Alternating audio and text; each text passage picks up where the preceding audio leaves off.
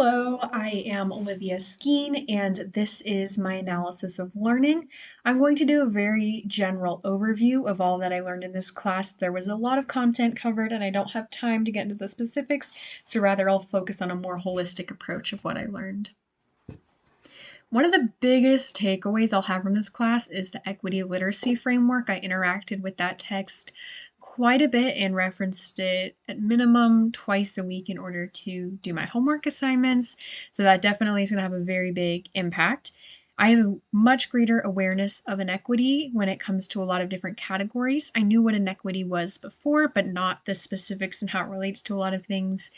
Poverty, language, and disability were the three categories in which I really learned a lot about those things. I found them all very interesting, and I paid a little bit of extra attention in my readings to those. I just found those really interesting.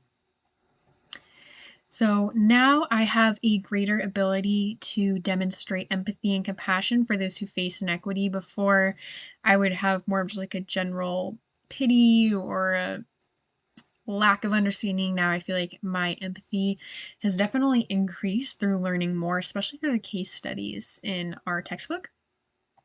I have a better awareness of specific areas of inequity to monitor. So, for example, now if I know someone has English as their second language, beforehand I might have been like, oh, that's cool, they're bilingual, but I was like, hey, like there might be extra areas of inequity to be able to form or areas where they have to fight a lot harder. Let me pay a little more attention to that. And lastly, I have the ability to understand and respond in accordance with the equity literacy framework a lot more now.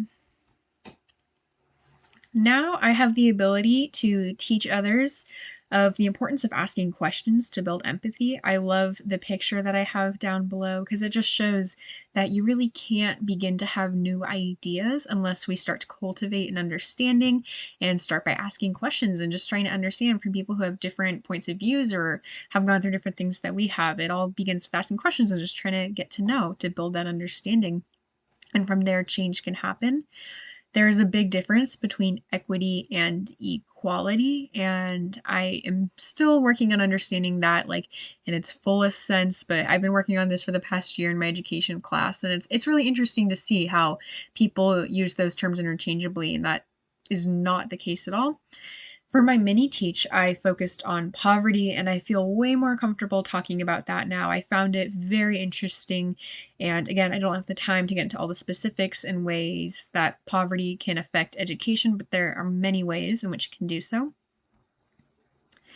My most significant challenges moving forward are probably my new location. So I've lived in the very liberal Bay Area my entire life, and I have a still very good not a very good understanding, but a pretty good understanding of the inequities that happen within the school system because I've grown up here, I've seen it, my friends have faced different challenges, but it's very expensive in this area, so I won't be able to live here forever. I'll have to move somewhere cheaper, maybe Texas, probably somewhere in the Midwest.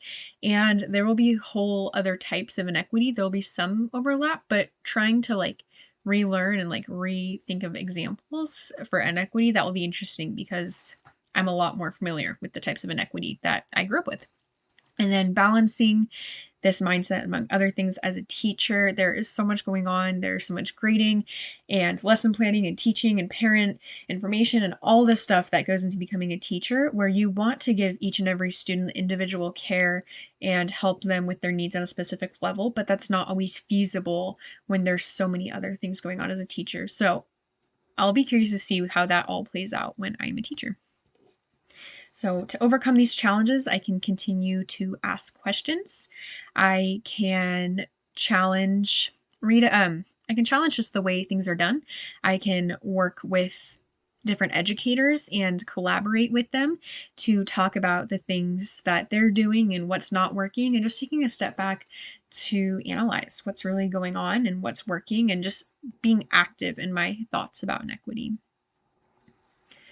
Overall, I want to continue to finish up my degree in educational studies. This has covered a lot of topics about inequity and different ways in which that we can help bring equity to the classroom.